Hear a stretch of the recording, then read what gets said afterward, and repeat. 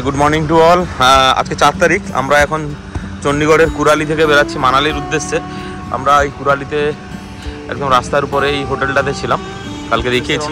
গাড়ি প্যাকিং চলছে, অলমোস্ট হয়ে গেছে। গাড়ি পুরো নোংরাও হয়ে গেছে বৃষ্টিতে। তো দুই দাদা এদিকে প্যাক করছে।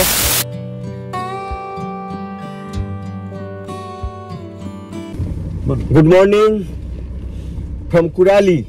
কুরালি থেকে এখন চলেছি আমরা মানালির উদ্দেশ্যে। তারপর দেখি কীরকম রাস্তা পাচ্ছি। রিসেন্টলি বৃষ্টিতে বহুত ধস টসও নেমেছে। এবার রোড যে কোনো জায়গায় ডাইভারশন কিংবা কোনো কিছুই থাকুক না কেন পরিস্থিতি দেখে আমরা আগের দিকে যাব। তো কালকে আমরা লখনৌ থেকে স্টার্ট করে চণ্ডীগড় পেরিয়ে কুরালিতে ছিলাম। কুরালি অ্যাকচুয়ালি চণ্ডীগড় থেকে প্রায় 18-20 কিলোমিটার আরও অ্যাডভান্স। তো এখন আমরা মেক করে আছে, আমরা বাজে এখন ওই 7:30। আমরা এখন বেরাবো, কি পরিস্থিতি হয় আগে দেখাতে থাকবো। তো চলুন তাহলে চলে যাক। বড় জয়দীপ দা, চলো। কুরালি থেকে বেরিয়ে যাচ্ছি আমরা এখন মানালির উদ্দেশ্যে, কিন্তু যা দেখা যাচ্ছে পুরো একদম মেঘলা ওয়েদার, সামনেরটাও। এখন আগে গিয়ে বোঝা যাবে কিরকম ওয়েদার আমরা পাই। আমরা তাহলে NH 205-এ উঠে পড়েছি।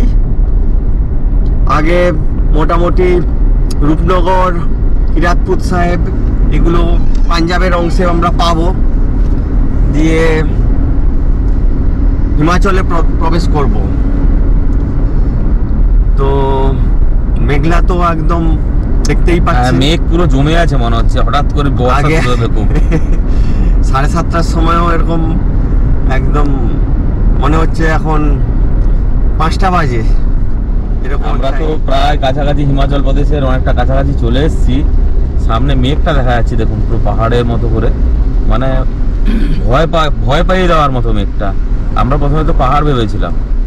এক পশলা বৃষ্টিও হয়ে গেছে, ভালোই বৃষ্টি হয়ে গেছে। হ্যাঁ, ভালোই জোরে বর্ষা হয়ে গেছে এক পশলা। আবার অন্ধকার হয়ে গেছে, এক্ষুনি নামবে। কি দারুণ আসছে না? হ্যাঁ, রাস্তাটা উঁচু নিচু হয়ে উপরের দিকে উঠছে, দারুণ। হ্যাঁ, আমরা এখন মানালি হাইওয়েতে রয়েছি। সকালে গাড়ির সংখ্যাও অনেকটাই কম আছে, কিন্তু আকাশ সংখ্যা তো নেই। হ্যাঁ, কিন্তু জিওয়াল জায়গাটার নাম।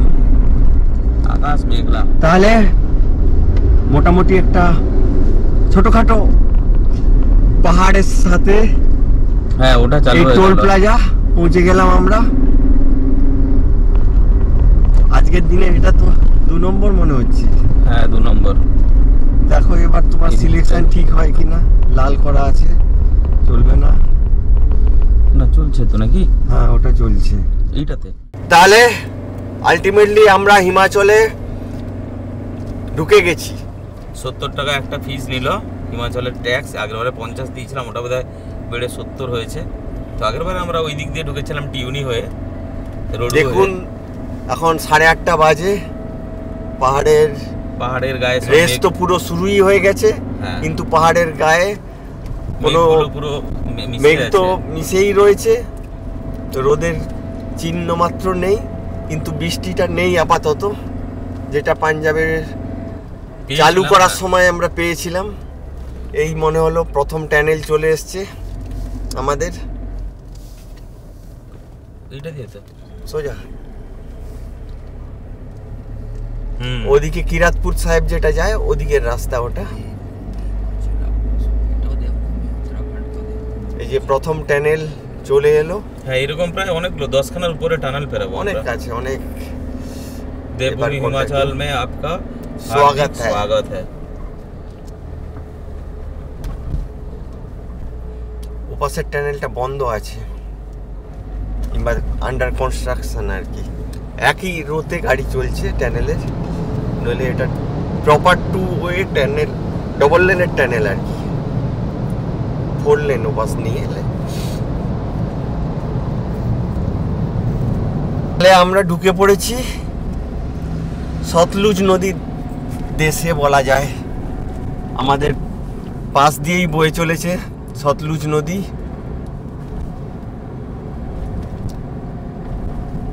ডান দিকের লেনটা ক্লোজ হয়ে গেছে, কারণ ধস নেমেছে দেখলাম 4-5 জায়গায়।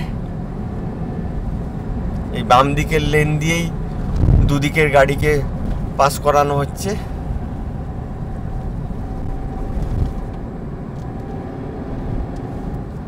বর্ষাকালে কিন্তু হিমাচলের রূপ একদম বদলে যায়, ভয়ঙ্কর হয়ে যায়, বিশেষ করে জুলাইয়ের পর থেকে। আর এবছর তো খুবই ভয়ঙ্কর রূপ দেখা যাচ্ছে। তো খুশির খবর এটা যে জানতে পারলাম মানালির রাস্তা খোলা রয়েছে, কোনো জায়গায় সেভাবে ডাইভারশন নেই। তো দেখা যাক কীরকম কী পায়, কারণ পাহাড় মানেই বর্ষাকালে অনিশ্চয়তার ব্যাপার। আমরা অনেকটাই চলে এলাম, এই সামনে বিশাল জলাধার। মানালি এখান থেকে 170 কিলোমিটার দেখাচ্ছে। মানালি বাম দিকে, বিলাসপুরের দিকে আমরা ডান দিকে চলে যাব। বাম দিকে যাবো তো আমরা? বাম দিকে। আমাদের জয়দীপদা মাঝে মধ্যে ঘুরে থাকে, হ্যাঁ, ও আবার সিমলা যেতে চাইছে দেখছি। এই হচ্ছে কি সামনের ভিউ, অসাধারণ লাগছে। মেঘ হয়ে আছে, বর্ষা যে কোনো সময় নামতে পারে, বাট দারুণ লাগছে বর্ষাকাল বলেই। পাহাড়ের অন্যরকম রূপ দেখছি আমরা। বেশ কিছুটা রাস্তা বৃষ্টি ছিল না, কিন্তু এখন বিলাসপুরকে বাইপাস করে আমরা যাচ্ছি, এখানে কিন্তু আবার বৃষ্টি শুরু হয়ে গেছে। সোজা কথা বলতে বৃষ্টি মাথায় নিয়ে হিমাচল প্রদেশে আমরা আসছি আর কি। দেখতে দেখতে তাহলে সুন্দরনগর পৌঁছে গেলাম। দেখুন সামনে সুন্দরনগরের ড্যাম। হ্যাঁ, সতলুজ নদী, বিয়াস নদী উপরে এই ড্যাম। এরপরে কিন্তু আমাদের সাথে সাথে বিয়াস নদী সাথে থাকবে, বুঝলে? বিয়াস মানে বিপাশা? বিপাশা আমাদের বাংলাতে বিপাশা। আচ্ছা, একদম। নদীগুলোর নাম খুব সুন্দর হয় কিন্তু। কেমন করে মেঘ তার মাথার উপরে সুন্দর সেজে আছে, মনে হচ্ছে অপার্থিব একটা জায়গা। চারদিকে পাহাড় দিয়ে ঘেরা। মান্ডি আসবে সামনে 10 কিলোমিটারে। আগে এখানে পুরো পাহাড় নিচে নেমে গেছিল, ধস নেমেছিল। তো একদিকের গাড়ি ছাড়ছে, তো লাকিলি আমরা ছাড়া পেয়ে গেছি। এখন পেরাচ্ছি ওই খারাপ প্যাচটা। টানেল পেরিয়ে যাচ্ছি আমরা দাদা, লম্বা লম্বা পাহাড়ের ভেতর দিয়ে পুরো সুড়ঙ্গ বানানো হয়ে গেছে। 12 নম্বর টানেল এটা 12 নম্বর টানেল।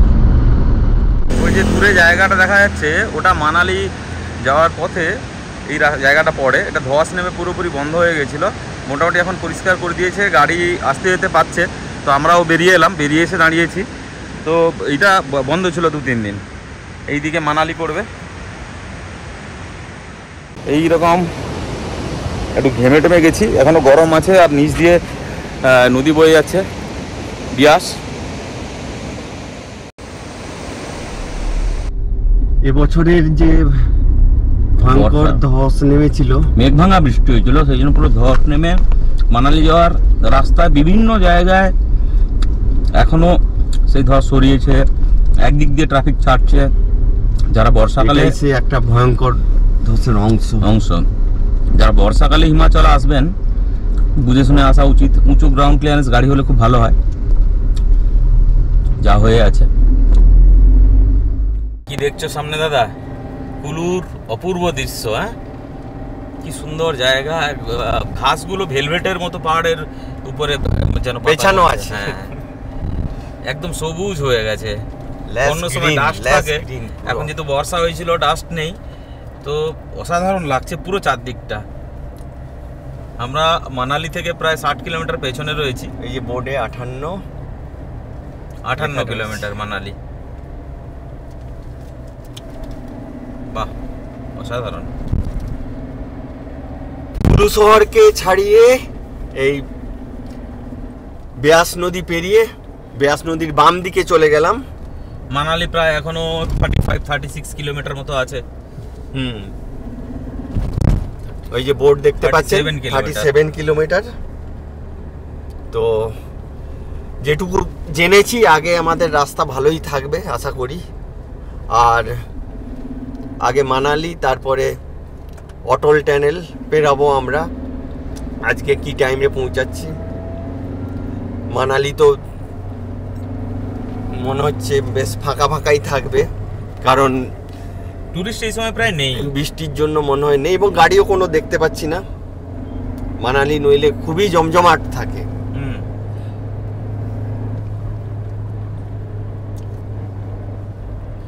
মানালিতে তুমি ঠান্ডা ঠান্ডা ঠান্ডাও পাবে মানালি থেকে মনে হয়, কারণ মানালির হাইট তো অনেকটা না, 3360 মিটার প্রায়, তো 11,000-এর উপর হাইট, তো মনে হচ্ছে ঠান্ডা ঠান্ডাও পেয়ে যাব।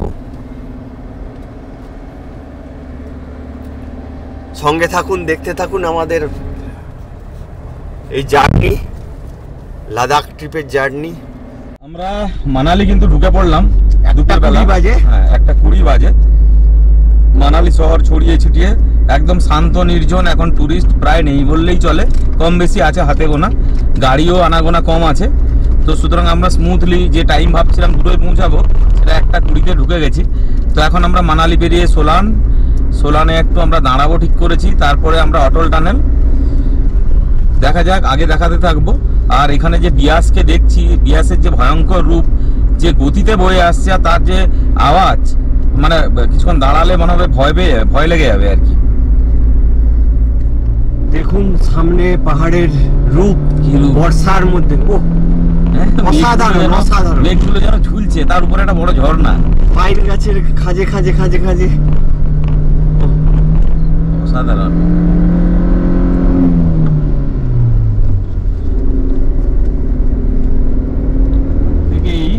সোলান ভ্যালি ঢোকার মুখ থেকে যেভাবে ট্রাকের লম্বা লাইন, পুরো জ্যাম, তো সেই জ্যামের মধ্যে সরু সরু জায়গা যে কোনো মতে আমরা আগের দিকে এগাচ্ছি, যাই না ভাই, জায়গায় জায়গায় রিভার্স করে আবার বাড়িতে চলে যেতে হচ্ছে, সেই কষ্ট।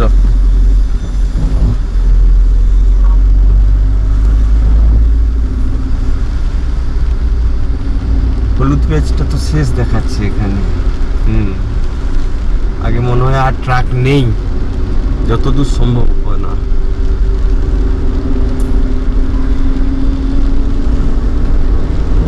ও সোলান ভ্যালি পেরিয়ে চলেছি, বর্ষাও চলছে টিপ টিপ করে। এবারে অটল টানেল এখান থেকে ওই 10 কিলোমিটার মতো হবে, পৌঁছাতে হবে অটল টানেল।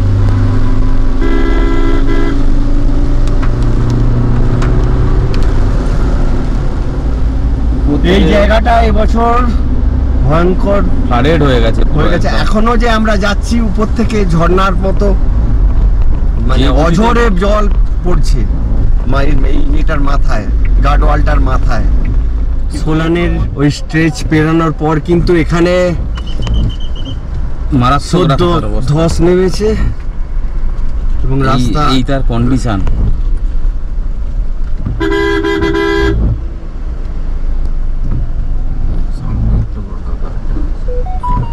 দুদিকেই প্রচুর গাড়ি।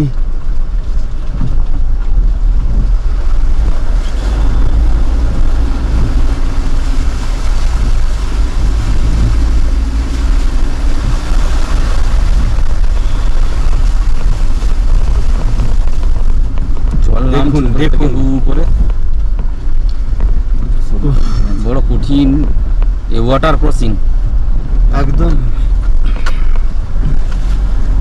কিন্তু তবু সহায়তা করার জন্য এখানে কিন্তু পুলিশ রয়েছে, লোকজন আছে। আর 2 কিলোমিটারের মধ্যে অটল টানেলে কিন্তু প্রবেশ করবো, তাই তো? হ্যাঁ, আমরা এখন অটল টানেল ঢোকার লাস্ট চড়াইয়ে রয়েছি, আরো 3-4 ধাপ উঠতে হবে। কন্টিনিউয়াস বর্ষা ঝিরঝির করে পড়ে যাচ্ছে।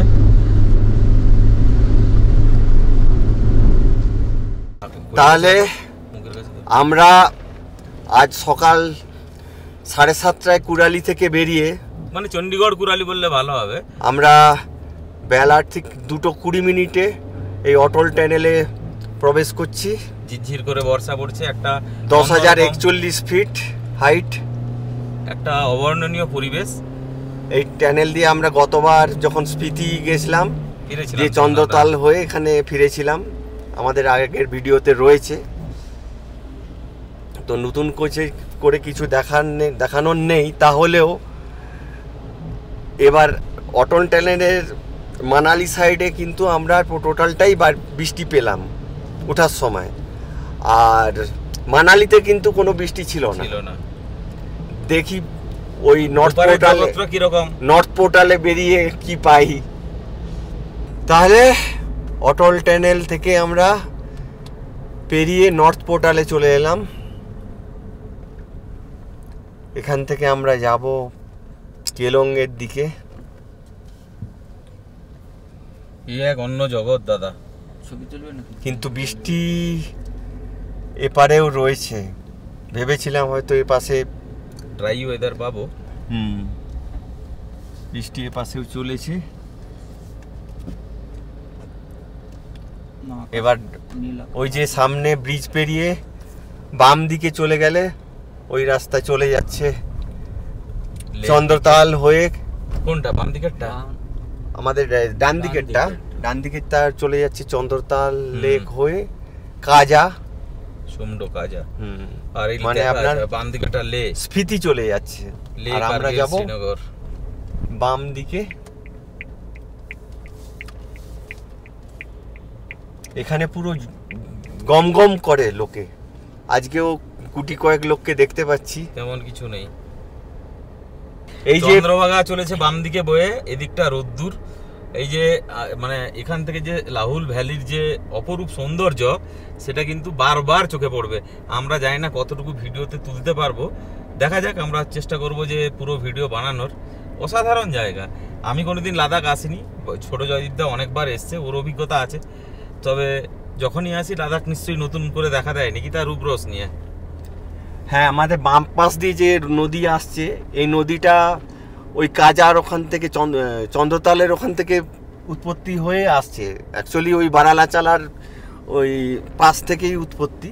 তো যাই হোক, এখন কিন্তু নদীটা আমাদের সামনের দিকে যাচ্ছে, দেখতে পাচ্ছ কি তার গতিবেগ দেখো। হ্যাঁ, তো এবার গিয়ে আগে তান্ডিতে ওখানে ভাগা নদী চন্দ্র নদী মিলে আবার চন্দ্রভাগা নাম হয়ে যাবে, এবং ওটাই চেনাব নাবে আবার ওদিকে যাবে।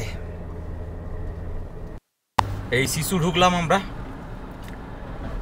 শিশুর দেখো চারদিকে গাছগুলো, বললেই শিশুর ছবিটা ফুটে ওঠে। ওইটাই তখন তোমাকে বলছিলাম, আমরা শিশু এলাকায় দাঁড়িয়েছিলাম। এইগুলোর যখন নতুন পাতা আসে না, তখন হালকা সবুজের একটা আভা পাওয়া যায়। অসাধারণ এই শিশু জায়গাটা। হ্যাঁ, এটা তো অ্যাকচুয়ালি রোটাং মানে অটল টানেল পাস করার পর তো এপাশটা তো লাহুল ভ্যালি। সেই লাহুল ভ্যালি দিয়ে এখন তুমি একটা জাস্ট শুরু করলে আর কি। হ্যাঁ, এই যে এখানে গেট, লাহোল আপকা স্বাগত করতা হ্যায়।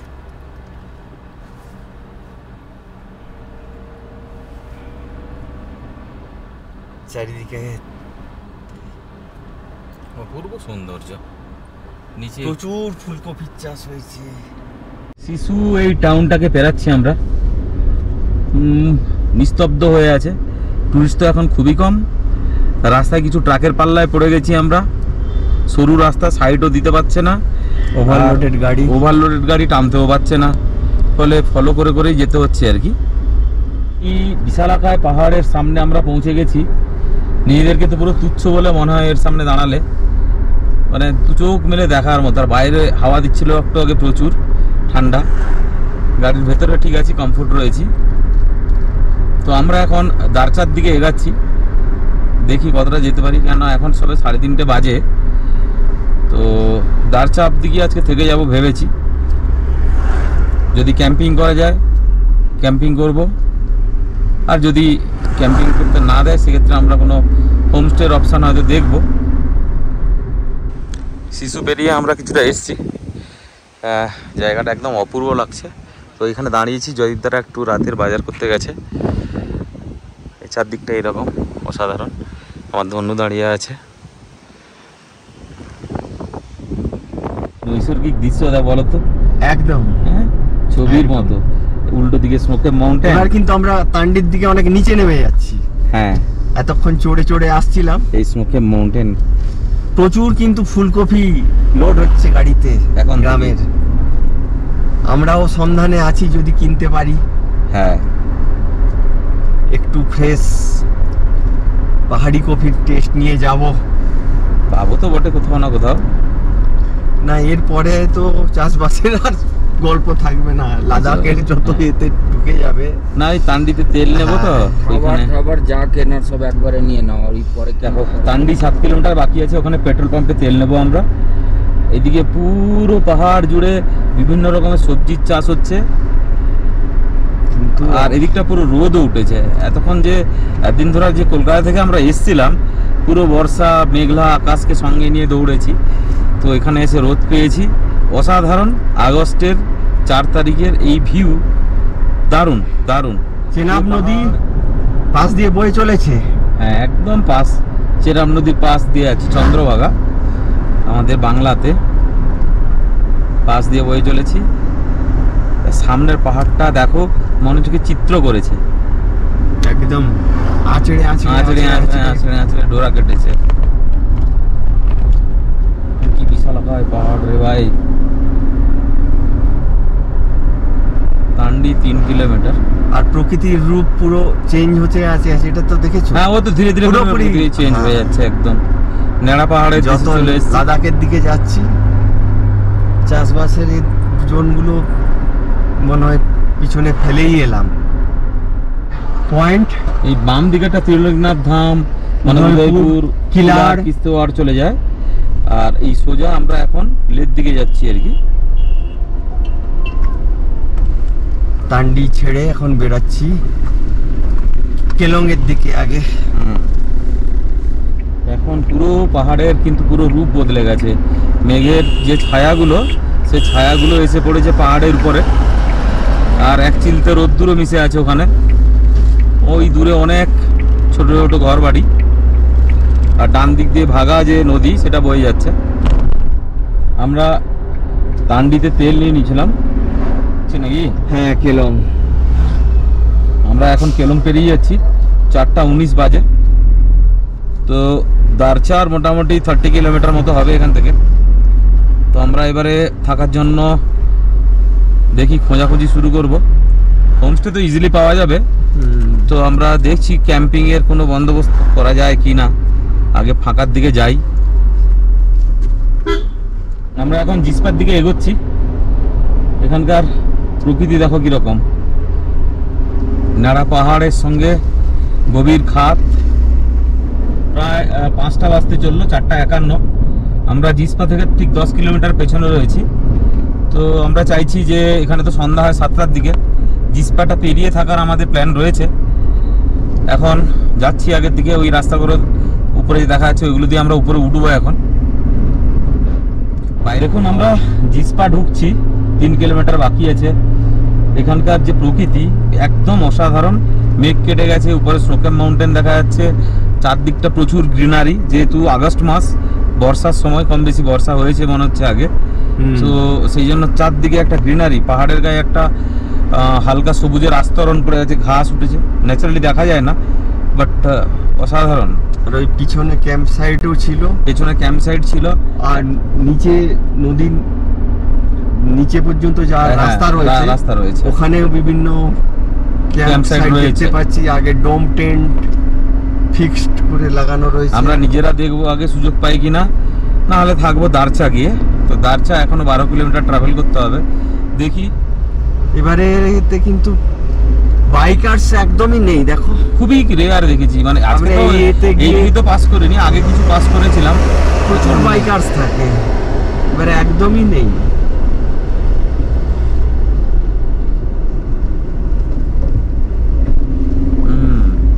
অন্যরকম দাদা জায়গায় চলে এসেছি মনে হচ্ছে গো।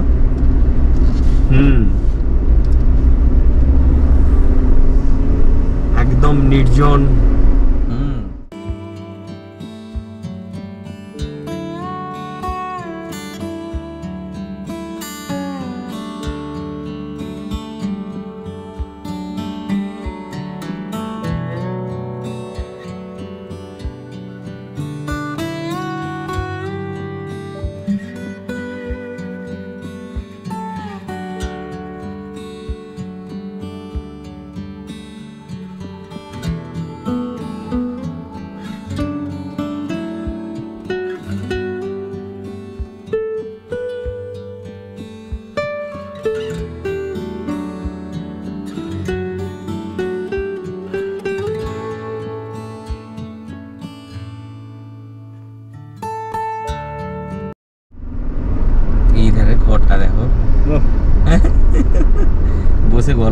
সবাই, সুন্দর তিনতলা বাড়ি, পাশে ফুলকপির এই ক্ষেত। সামনের ঘর বাড়িগুলো দেখো, তো স্বপ্ন স্বপ্ন মনে হচ্ছে একদম। মনে হচ্ছে এসব না দেখলে জিন্দেগিতে খালি পয়সা রোজগার দাদা। আমি আমার তো ইচ্ছা হচ্ছে একটু দাঁড়ে করিয়ে ওখানে গিয়ে একটু বসি। হ্যাঁ তা ঠিক।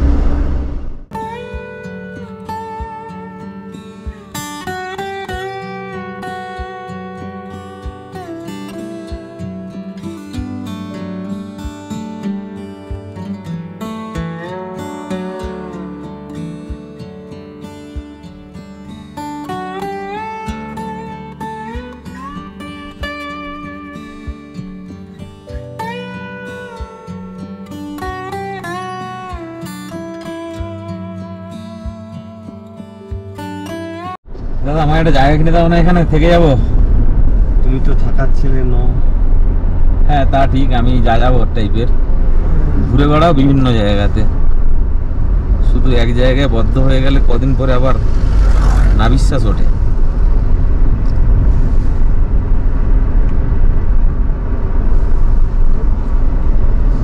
এসব জায়গায় আসতেই হবে, আসা উচিত 2-4 বার জিন্দগিতে, বিভিন্ন সিজনে। আমরা ডিউরিং রেনি সিজনের কাছাকাছি এসেছি, ঠান্ডার সময় এক রূপ রস এখানকার, আবার গরমের সময় আরেক রকম। সামনের রূপটা দেখো। আমি তো দাদা কোনোদিন লাদাখ আসেনি, ফার্স্ট বার আমি যাচ্ছি তোমার সঙ্গে, হ্যাঁ ড্রাইভও করিনি এই রাস্তায়। তো রাস্তা তো অনেক ইজি এদিকের রাস্তা, কিন্তু মানে চোখ একটা পাহাড়ের গোড়া থেকে উপর অব্দি দেখা যায়, সব থেকে বড় কথা এটা এখানকার বিশেষত্ব। সব জায়গায় ওটা দেখতে পাই না আমরা। তো দেখো কি অসাধারণ, আর আকাশের রংটা একদম অসাধারণ নীল, যেখানে যেখানে ফাঁকা আছে। পেছনে জিসপা ফেলে এসছি এই দারচা যাওয়ার জন্য, যে ব্রিজটা রয়েছে এখানে আমরা পেরাবো এই নদীটাকে। ভাগা নদী নাকি? দারচা ব্রিজ।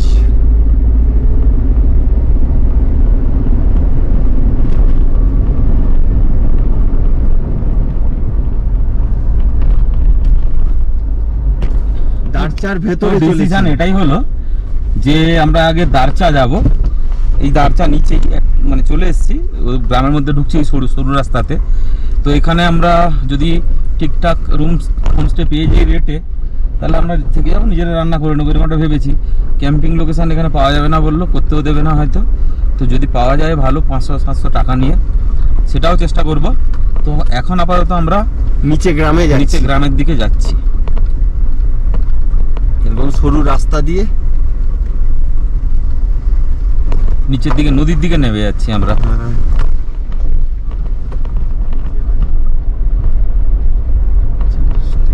দারচার অল্টিটিউড 11,000 ফুট, কিন্তু দেখলাম ওখানে লেখা আছে বোর্ডে। তো আমরা যেহেতু প্রথম দিন, শরীরও অ্যাক্লিমাইজ হবে, ওই জন্য মোটামুটি ঠিক করলাম এখানেই থেকে যাওয়া ভালো।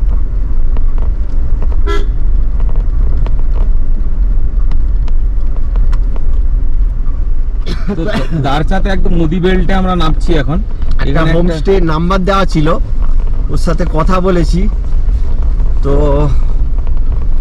মোটামুটি টেন্টে আমাদের একটা দেবে, ওদের ফিক্সড টেন্ট রয়েছে। দেখা যাক কিরকম টেন্ট পাই। তবে বলেছে বেসিক ফেসিলিটি রয়েছে, অ্যাটাচ বাথ, সাথে গরম জলেরও ফেসিলিটি আছে। কোন দিকটায় যেতে হবে? ওই তো রাস্তা ওদিকে,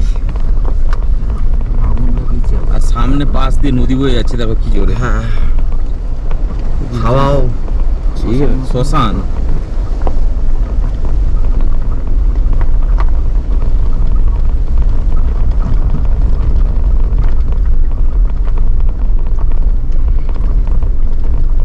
একদম পাশ দিয়ে নদী, একদম পাশ।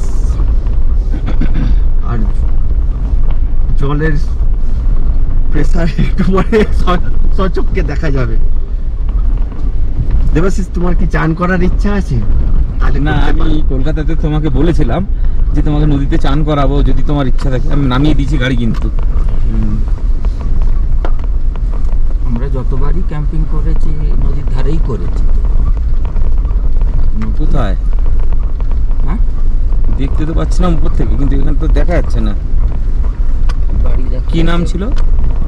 কি নামটা তো দেখ। তো দারচাতে আমরা একটা ভালো হোমস্টে পেয়েছি, 1000 টাকা নেবে বললো।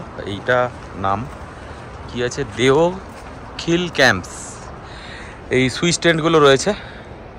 তো এখন যেনার সঙ্গে কথা হয়েছে উনি নেই, কিছুক্ষণ বাদে আসবেন। পা নিচ দিয়ে নদী বয়ে যাচ্ছে আর পুরো একদম চারদিকে জঙ্গল মতো হয়ে আছে। এইটা দিয়ে আমরা এসছি, এইটা দিয়ে আর একটা গাড়ি এসছে। হ্যাঁ, তো এইটা দিয়ে এসছি, গাড়িটাকে এভাবে উল্টাভাবে লাগানো আছে। আমি ভাবছি কীভাবে লাগাবো, তো সেরকম হলে আমাকে গাড়ি পিছাতে হবে মনে হচ্ছে। এটা রুম, উপরে 2টো বেড আছে, নিচে একটা বেড নেব। সুইচ টেন্ট হয় যে নর্মালি যেগুলো আর কি। আর এইটা হচ্ছে গিয়ে টয়লেট, অনেক বড় ড্রেস রুম, টয়লেট। তো এই রুমে আমরা আজকে থাকবো।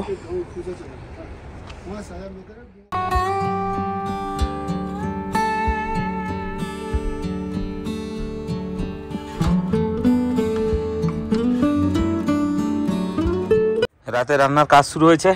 এই যে খিচুড়ি হবে, ডাল সব একসঙ্গে মিশিয়ে নিয়েছি আমরা।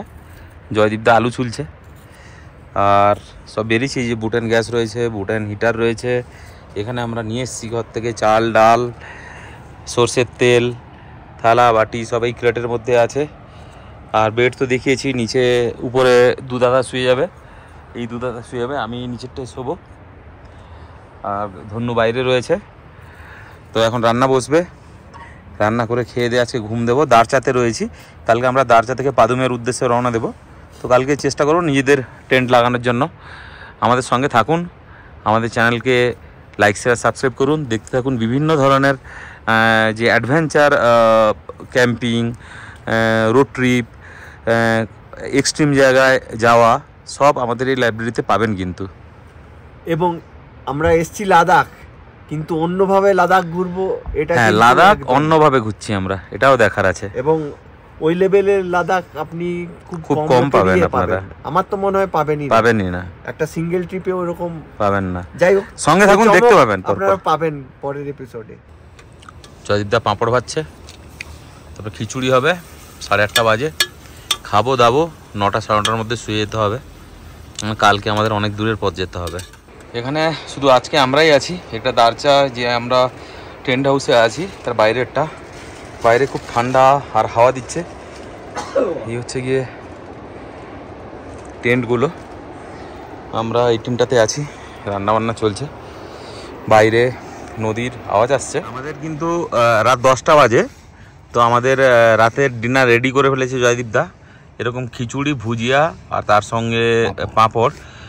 আর এটা আমার, আর এটা ছোটো জয়দীপদা, বড় জয়দীপদা। তো আমরা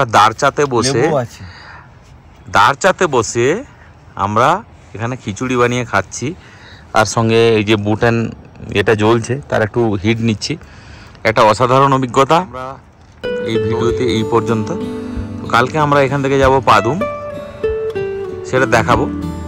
তো সবাই জান্সকার ভ্যালি, হ্যাঁ, পুণ্যে হয়ে যাব। তো আজকে এই ভিডিওতে এই পর্যন্ত। আমাদের ভিডিওগুলি যদি ভালো লেগে থাকে তাহলে লাইক শেয়ার সাবস্ক্রাইব করবেন। একদম। কোনো যদি আপনাদের কমেন্ট থাকে জানাবেন। কমেন্ট থাকতে